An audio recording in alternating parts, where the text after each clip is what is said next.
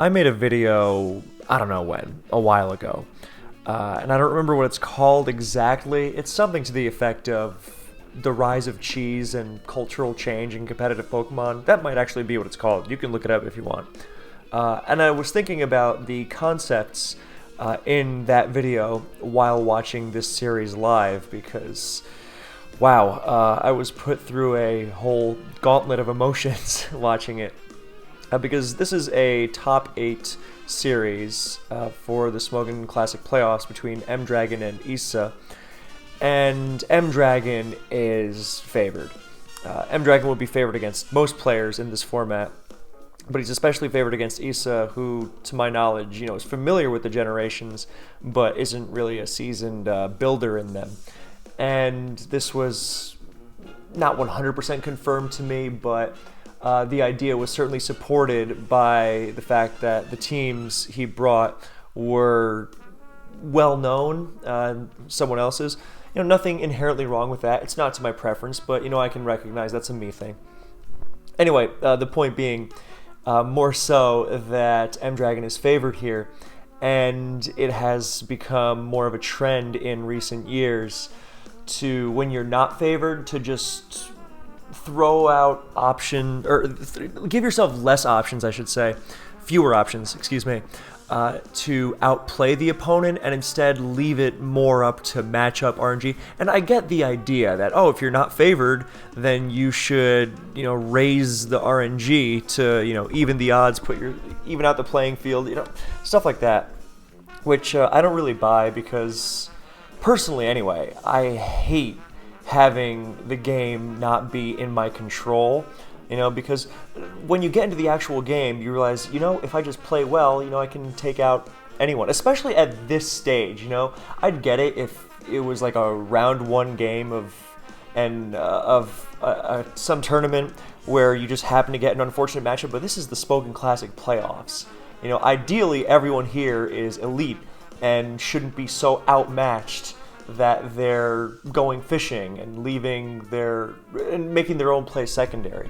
Anyway, I realize I'm fairly idealistic about this kind of thing, but I was thinking about it because this series featured not just a lot of fishing, but a lot of luck.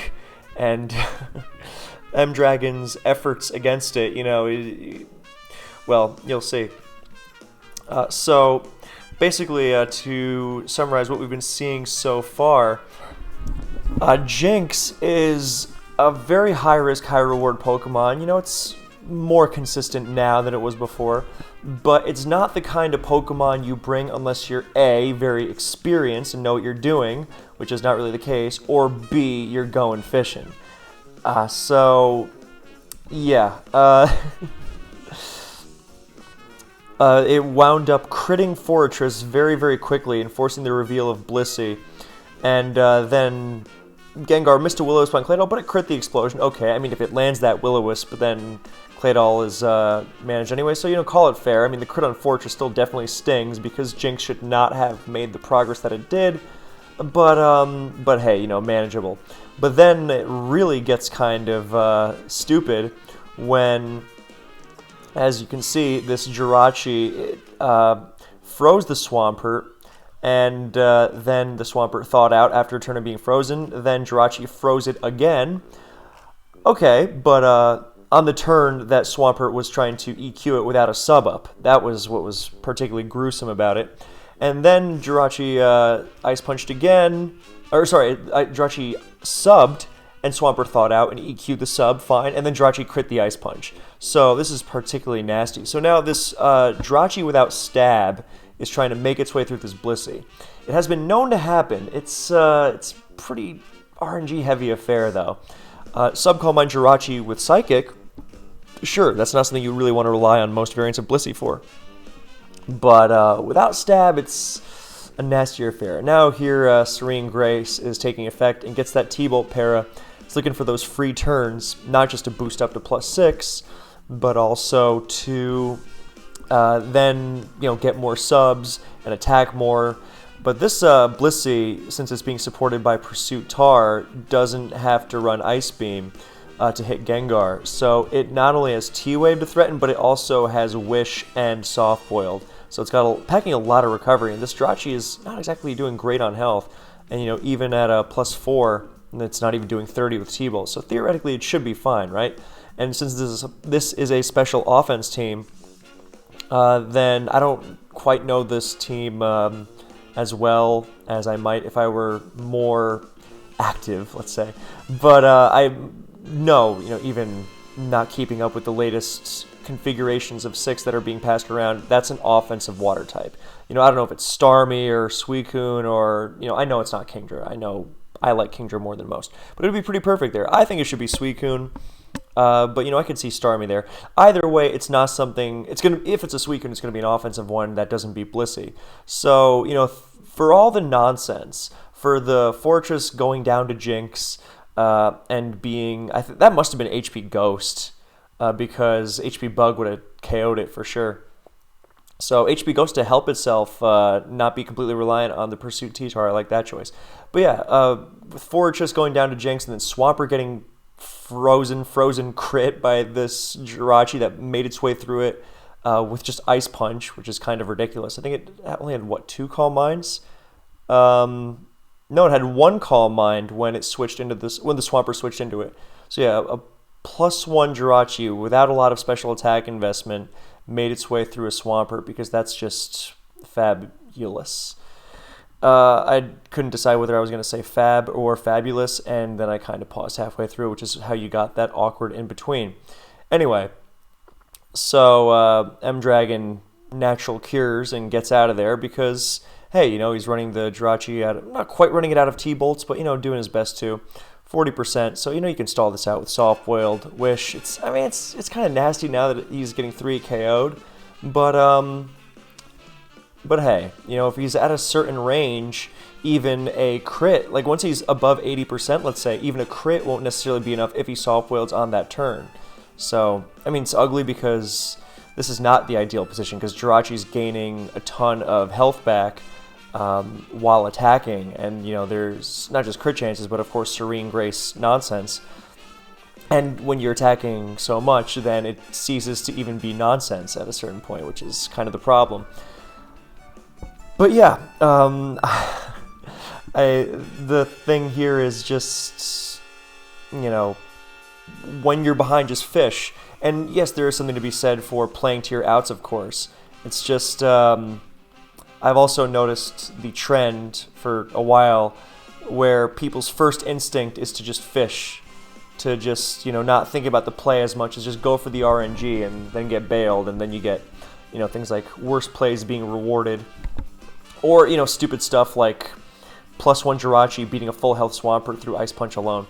Anyway, so Wish Boiled getting Blissey back up to good health. Jirachi's back at full health now. We're going to skip ahead a little bit. Basically... this Blissey's fighting a very uphill battle, but Jirachi is now down to 4 T-Bolts and 15 Ice Punches. And the Ice Punch is not a 3 KO, or not as cleanly a 3 KO as Thunderbolt is. So, of course, Blissey does not have infinite Soft Boileds either. It's down to 4, is that 4? No, it's 3 now and 8 wishes. But, there's a wish.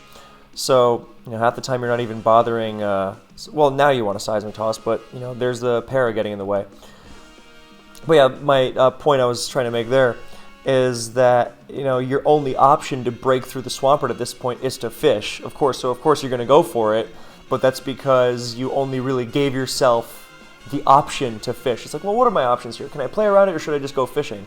Well, fishing is the best choice, so of course you're going to go for the fish, but why are you not giving yourself the opportunity to play it in a way that's more your control and less a dice roll? I'm not really a fan of that, as has been made clear, I'm sure. But yeah, that's what I'm maybe not trying to take to task, but just the instinct to immediately leave it up to the RNG because, oh, well, I'm not favored, so why would I even bother trying, is a very common mindset. And it's only really the beginning here. There's Ice Punch critting on a Wish turn, so now what I was really thinking was, well, Blissey's so obviously going to switch out, sacrifice the Fortress, and then receive its own Wish. What Issa should do is Calm Mind here, so that Fortress, which is not threatening the Jirachi at all, receives the Wish, and then Blissey cannot receive the wish, and then, the Jirachi just wins.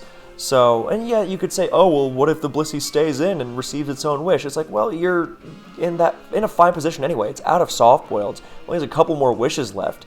If it can only heal every other turn, you're going to be just fine. And the Fortress switch is way more obvious, so I think the Calm Mind should have been used. But Jirachi just went ahead, mashing the Ice Punch. Now, it would maybe be a little harsh. I'm, a little too eager to assume the worst here, given the fishing tendencies on display.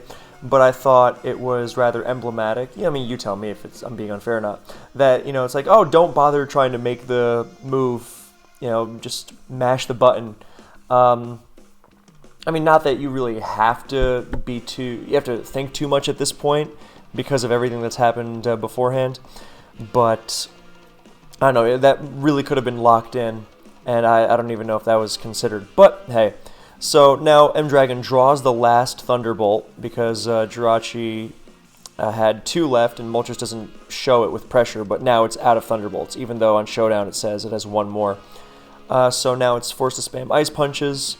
So now, I mean, it's only got a couple Ice Punches. That's the thing. But it can only heal every other turn. So it's still ugly, and pretty much have to... Yeah, it can't out-heal it. So on its last Ice Punch is where it's going to win the game. So that's... we're off to a great start. Yeah, because even if that Blissey did, expend its wishes, keeping up with the Jirachi, I mean, Jinx goes down, and then the last, if it's Starmie, it's not winning, barring some more nonsense, so that's a shame. But now we move on to Game 2, GSC, and this is a long one, so M-Dragon just curses right up, goes for, well, what position was he? Yeah, he was on that side, okay. So he hits the Cloyster with a nice big +2 double edge as it toxics and then spikes. So Cloyster down, very good. Gengar checks for Earthquake, and M-Dragon beautifully double edges, smacking Zapdos something fierce, as now Lax rests and Zapdos whirlwinds. That was a risky play because, I mean, of course it was going to rest there. But, yeah, if the Snorlax double edges there, then it doesn't take poison damage. So it would be, still in good enough shape to take the hit from whatever came in and rest it off. Unless it was Boom, in which case you've already lost 2 Pokemon. But there's no way you're expecting Whirlwind Zapdos there. So it was always going to rest. So that was a good move. Anyway, so Fori comes in. Sorry, skipped ahead. T-Bolt is going to go off, not Thunder. More common on Whirlwind Zapdos, which tries to be more precise. You don't want to Whirlwind in something and then, oh, whoops, there went Thunder. You got to make it count more if you don't have the longevity of Rest Talk. So, Fortress protects, so really shrugging off that T-Bolt. And nicely done. So, it's going to be sticking around, and now we've got a longer side of things. Here's Lax, showing itself to be Mono Lax. Fori coming in on Assumed Spin. Nice move from Issa, going right for the EQ. And now in comes Starmie. So Starmie is generally the bane of these kinds of offense. You're not the bane, but it's generally not the easiest thing in the world to deal with. So there is a para on Lax, another full para actually, coming from a T-Bolt para too. So nice, a little bit of a reversal in fortune for M-Dragon here. But more notable is how Zapdos winds up being the Tyranitar switch, which I did not understand at all. Because Rock Slide is the obvious move into paralyzed Snorlax. You try to para-flinch your way through it. And I get that these teams also don't have great Zapdos answers. T-Tar answers generally, but Zapdos' first move is generally, not it. So Golem comes in, and I don't know if this Gengar was like trying to check for Surf, which has been used because Golem is everywhere, but it must have been that or trying to catch the Starmie switching in. Well, Starmie with Spikes Up, it's going to take a lot, or maybe I don't know, nothing really. If the last is Scarm, as it almost surely is, then sure, but Scarm also lets you get a spin off. So the only way I can rationalize this Gengar switch is checking for Surf, which, you know, fair enough, but you're too behind. I would rather just go to Cloyster and, I don't know, or you say you gotta risk it if the last really can't handle it. Because what winds up happening is Gengar switches right into an Earthquake, and so it's just lost completely for free. So now in comes Gengar, and now in comes Scarm on the EQ. Doesn't want to risk get the spin off. I don't know why the spin didn't go off, because yeah, the Scarm might Toxic you, but the Fori's at 20% with spikes down. And yeah, you know, the Starmie might spin your spikes, but Fori is also not getting easy opportunities here at all. So, I don't know. Not to mention, not every Scarm is Toxicing anyway. Not to mention, you know, the Scarm might do exactly what M-Dragon did, try to Drill Peck the Snorlax on the switch, so, you know, get a crit, get a para, maximize the odds that you can take it out rather than giving it a free turn to heal up with Toxic, on the Toxic rather. So yeah, I think Spin would have been very beneficial there, but hey. Lax heals up, shows Sleep Talk Flamethrower, in comes T-Tar, Sleep Talk Flamethrower again, and it burns. So never mind about that luck, which is way more impactful than, yeah, burning a Rest Talk, or sorry, paralyzing in a couple full pairs against a Rest Talk Flamethrower Lax is not nearly as impactful as a Sleep Talk Flamethrower burn against a Restless T-Tar. So Golem comes in against this burn Tar, gets roared out, in comes Cloyster, and if this, well, depends what the last is. It's very likely Pursuit, but Cloyster's going to live a burnt Rock Slide with ease, so unless it blows up the Starmie switch. Yeah, well, now the Starmie switch is there, and that was poorly phrased. Please excuse me. It's very late, which is also why I'm not analyzing every turn in great detail, because that's not really the point of this video. Anyway, Starmie's recovering up because, in a funny discovery, barring a well-timed crit, a sub-Starmie is actually quite good at stalling out Rest Talk Snorlax, without Curse, of course. But you force it to expend a lot of double edges.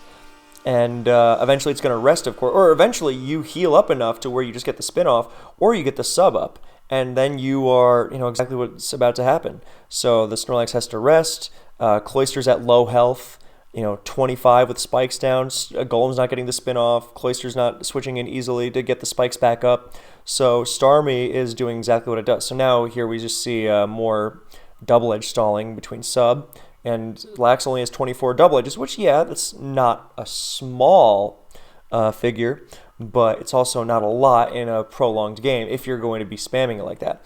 So in comes the last, the Jolteon, which is, depending on the set, quite threatening.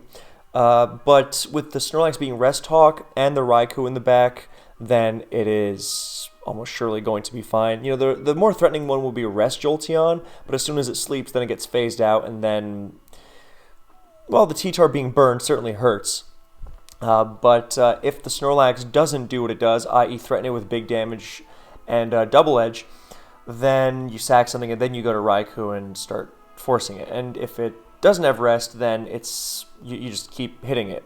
So the Jolteon thunders, pairs the Raikou, survives a hidden power, and this Jolteon is very lucky because it has hit one Thunder on Lax, two Thunders on Lax, one Thunder on Raikou, another Thunder on Raikou, a fifth Thunder on Raikou, as Raikou rolls Sleep Talk and the hidden power, and down goes Jolteon.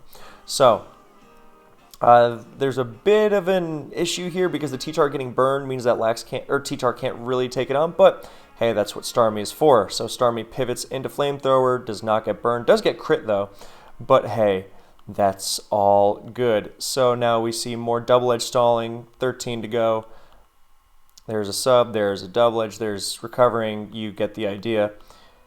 And yep, down to the last double edge, and down it goes. Starmie recovers, and the Flamethrower, funnily enough, burns again. But at this point, it does not matter at all, because it can only Flamethrower, and Issa forfeits. Okay, so next up is Gen 5 OU. Now this was interesting because Issa is bringing a Rain team without Ferrothorn, and you think that's unique, that's innovative, and then you realize Rain teams need Ferrothorn because otherwise they lose to things like Rotom, which is already a big problem when you have Ferrothorn, let alone without. So Yeah, speaking of Ferrothorn, M-Dragon is bringing an old set, Leech Protect, which was super spammed and super busted before Magic Guard took over, and then since it does nothing into Magic Guard, it disappeared for a long time. But now, if you can figure out a way to get around the Magic Guard of it all, to get around other Ferrothorn, without needing to dedicate yourself to a knock Ferrothorn of your own, then yeah, it's a great set. As you can see here, it is withstanding the Choice Band Kyurem Black Outrage Assault nicely. Choice Band Kyurem Black definitely does make its way through Ferrothorn more easily if it's not doing the Leech Protect thing. But, yeah, it's just... I mean, the flaw of the team is not really just that. Anyway, so in comes Tornadus, and it's going to start Hurricaning. And M-Dragon switches to Rotom, which takes it nicely. And you can see the desperation here as Tornadus... I mean, Rotom goes for a Will-O-Wisp to not just clunk into a Volt Switch into Thunderous Therian, which, okay. But, yeah, when the strategy to break through Rotom is just to Hurricane it repeatedly with Torn outside of Rain, that's when it's an issue. So, 3 consecutive Hurricane hits too. At least there wasn't any confusion. But a beautiful move by M-Dragon. They're going to T-Tar on the Thunderous Switch, not having to think about, oh, should I have a Hydro, should I Volt Switch? Getting the Sand up, just goes right for the Crunch. And Jirachi comes in. Here comes Excadrill. Rather than Stealth Rock, Issa goes for the Body Slam, gets the Para right away. And here's a U-turn. Thunderous comes in. We don't know quite what that move was. I would be willing to bet it was Iron Head because, who cares if Jirachi, stays in and it's not threatening you at all. So Thunderous comes in unscathed, but hey, maybe he EQ'd. Who knows? So here comes a Focus Blast doing nothing to Latios. And the trick goes off. So he gets rid of his Scarf, which might be an issue given the Starmie, but hey, generally he should be fine because he's got 3 bulky water resists and sand. So the Scald is not burning miraculously, as, I mean, Politoed being used as the Latios switch is just generally not a good idea, but hey, this is Rain and it's Latios issues. Here comes Rotom switching into Jirachi as opposed to Excadrill, so yeah, rocks are going to go up. But here comes Torn, and it drops to a Hydro. Here comes Thunderous, not switching Latios into Thunder, good move. Maybe T-Tar should have come in there. Actually, yeah, I think it probably should have, but hey. There's a Focus Miss as M-Dragon goes for Pursuit. And now Focus Hit. I remember to hit 2 Focus Blasts in a row is 49%, so... the Crunch finishes the Thunderous off. So now here comes Starmie, hits a Hydro. Here comes Ferrothorn, still out of range. Ice Beam, and there is a Freeze. Yeah. So that's on. I mean, you could say, oh well, it could have, missed a Leech Seed or a Power Whip or whatever, but it still could have also protected for more health, as it tried to do, but it didn't thaw out. So then another Hydro hit. Yeah, the Excadrill. Well, actually, it was Balloon, so it couldn't have even hit it with EQ. But yeah, now the Starmie is going to Sweep. So that was, yeah. If the Starmie doesn't make it, I mean. This is where the RNG crunchers start saying, oh, well, the odds were... It's like, yeah, the odds were that, but it's also a shame when the player who's doing way more to win does not get the odds. I think another criticism I have is that it's great that we're very cognizant of what the odds were in our RNG-heavy game, but, you'll also see someone win a game off of very low odds, and someone will say, wow, they played really well to, put themselves in that position. It's like... Yeah, what about the other player who played to much higher odds, Anyway, so M-Dragon's not happy about it, and you can see it, or you could feel it, I thought anyway, in the way he plays this DPP game. So, Uxie versus Dragonite lead. Uxie's just going to trick right away, hope it's not Choice Band, but even if it's not Choice Band, locking into a Scarf Outrage is actually just fine, so I take that back. Draco doing nothing. And now, Scarf D-Knight isn't bad, but a paralyzed Scarf D-Knight is worthless. Okay, that's not true. D-Knight can still do some good things. But, yeah, D-Knight is just... I wasn't crazy about this D-Knight switch. I know you think, oh, Uxie's going to U-turn or whatever, but just going with a -4 Draco Meteor, I did not care for that. You can consider what the Uxie will be paired with to, and what you don't want it to U-turn into. I don't want it U-turning into a Stealth Rocker, let's say, and you switch accordingly on what you assume the U-turn would be. Anyway, T-Tar comes in, would have devoured that -4 Draco, but hey, it doesn't take anything because of a para, and then it unleashes a CB Crunch against a Metagross that does not have enough bulk to take 2 all the time, and it is slower. I don't know if it was Iron Ball or what, but something was not right there. So that felt on the careless side. I don't know if it was an EVing thing or what, but in comes a T-Tar, sets up rocks, okay? So chase that out. In comes Pert, setting up its own rocks. Here comes Starmie, so we know the kind of offense team that Issa is running. This is very well known. It's a Specs Starmie, which I appreciate on this kind of team very much. And it has Surf instead of Hydro, which on this kind of team, you gotta have the power, man. I mean, I get the missing sucks and everything, but I would sooner run Hydro Surf. I've done that before. Hydro Surf, Spin, Trick. Just you gotta have the option. I mean, Hydro would have absolutely blasted that Pert, which does a ton in return because it's clearly adamant with a lot of attack. But Hydro would have even, plowed through this Starmie, would have really threatened it. So Latias comes in on a Spin, and there's a nice switch to Uxie just to see what was going on.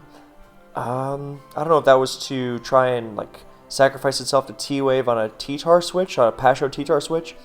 But it's nice because now the Starmie on Issa's end is dead to rocks, so no Spin getting pulled off. Not that it's really a priority with Spec Starmie anyway, but it's more that the Spec Starmie itself will no longer be a threat.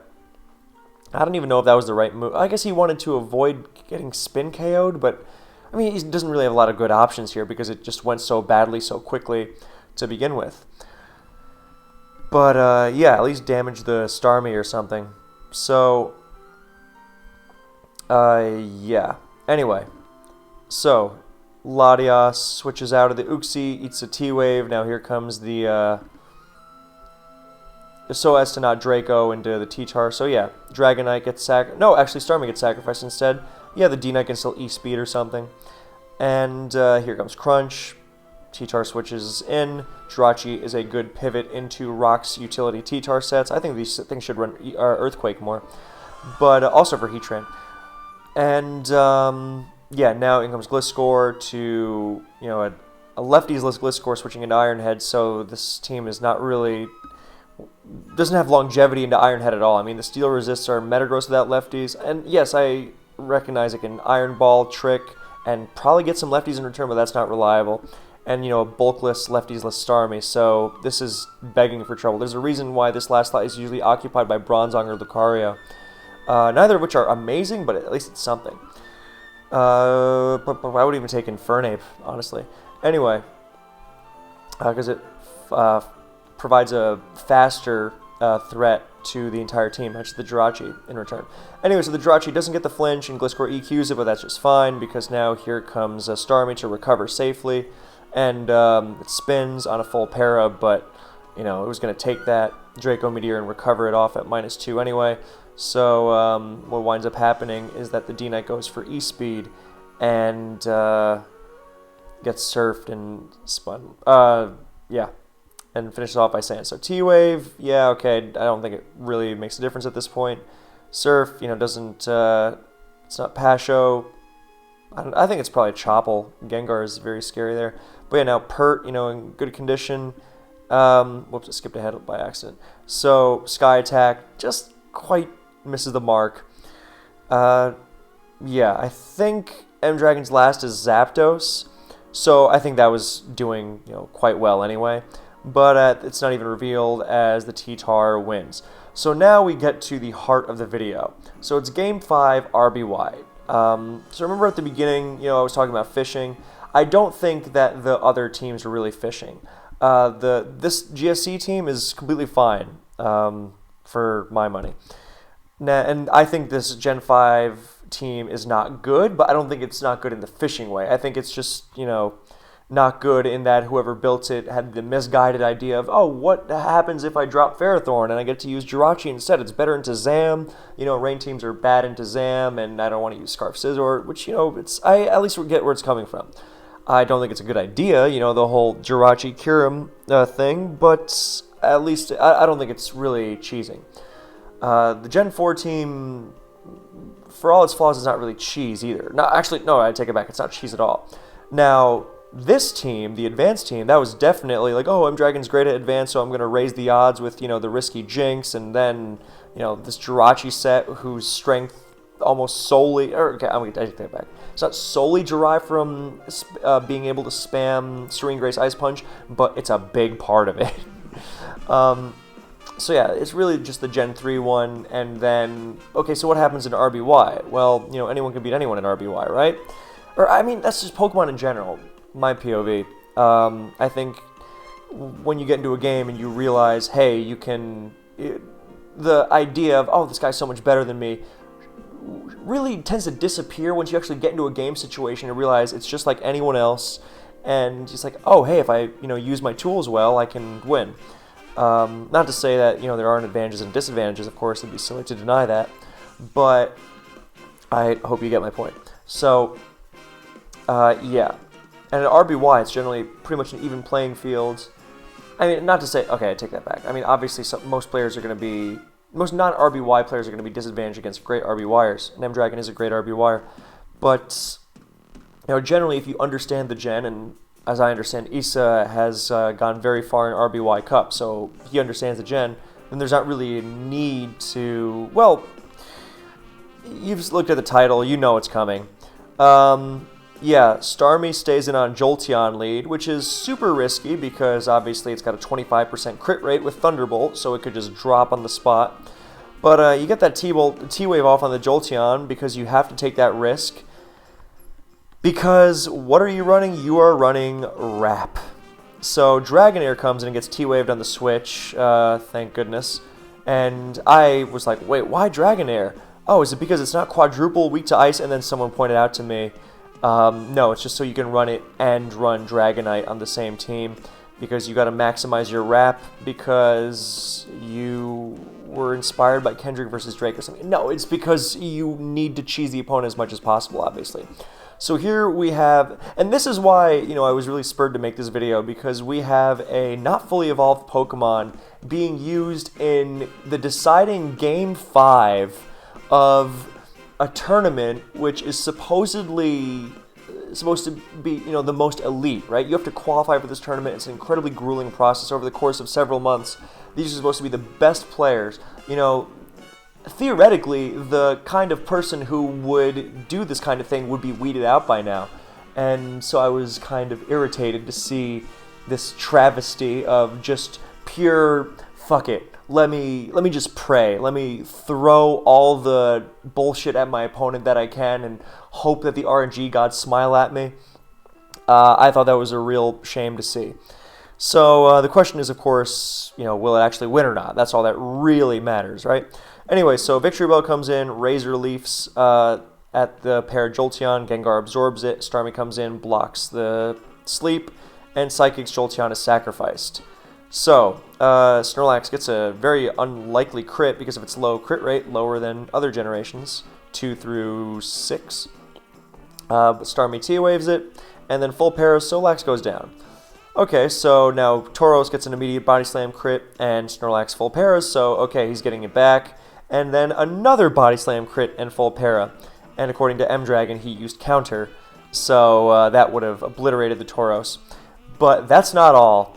Now we have another freeze. So that is a lot of freezing in this series. So Exeggutor doesn't get a chance to do anything.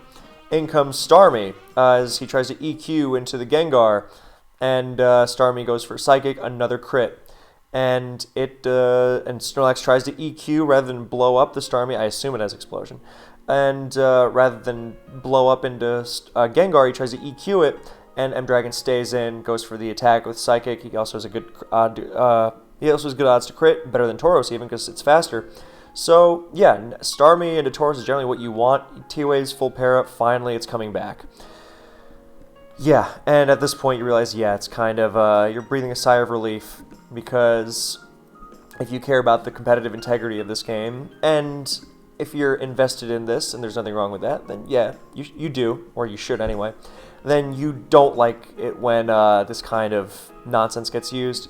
So, Starmie Psychics, Victory Bell Razor Leafs, and the last is very obviously Dragonite. Hypnosis hits Nightshade, and there were people wondering, oh, was that the most optimal way it could have been done? But he's pretty far ahead. And even now, he's going to Hypnosis and he's going to miss, but and Dragonite's going to get the agility off, meaning it can wrap Tauros, but Blizzard is doing very little to Gengar's high special stat, and he can't even freeze because of the Freeze Claws. So Hypnosis hits. People are saying, oh, well, why not Explosion and then go to Tauros, because Explosion, you faint, so the turn ends. So you would have blocked the hypnosis, the agility. So then you can just go to Tauros. But as M Dragon was explaining after in the chat, you have better odds. Yeah, you have better odds if you go for the Hypnosis, because it takes a lot of Blizzards for Dragonite to KO Gengar at that point. If you get the sleep and then boom, you are probably better off odds-wise. So yeah, Dragonite actually wakes up, but Tauros hits the Blizzard and down it goes. So yeah, yeah, I was personally happy to see Dragonair foiled. And the other interesting part that is now surrounding the discourse is that Issa says GG's and M Dragon says I won't say GG's, and you could say, okay, well, dude, you won.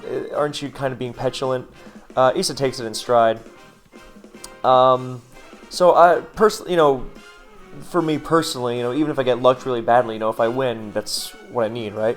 But I kind of get it on M Dragon's side. Again, this is not an excuse or an approval or anything like that. But what I am saying is that it does suck when the opposing player says, you know what, we're gonna turn this game to a dice roll, and I'm just gonna pray. And I mean, you could say, oh, it's honorable, or sorry, it's whatever, I'm losing my capacity for language. But it's an honor because he thinks you're so terrifying, there's no way he possibly beats you in a fair game, so he has to try and bullshit you. Which, I mean, great, but, that kind of mentality is so pervasive. It's like, all right, well, as soon as there's a disadvantage, that means the bullshit comes out? I mean, yeah, especially because M Dragon's got a good team and everything, but is that really, especially in RBY, is that really the kind of thing you need to try and bullshit your way through with Dragonair? So yeah, that's everything from me. Yeah, I think these kinds of battles and these tournaments, or these stages of tournaments should be held to a high standard. And yeah, okay, so I'll stop there before I start repeating myself. Thank you for watching. I hope you enjoyed, and I'll see you in the next one.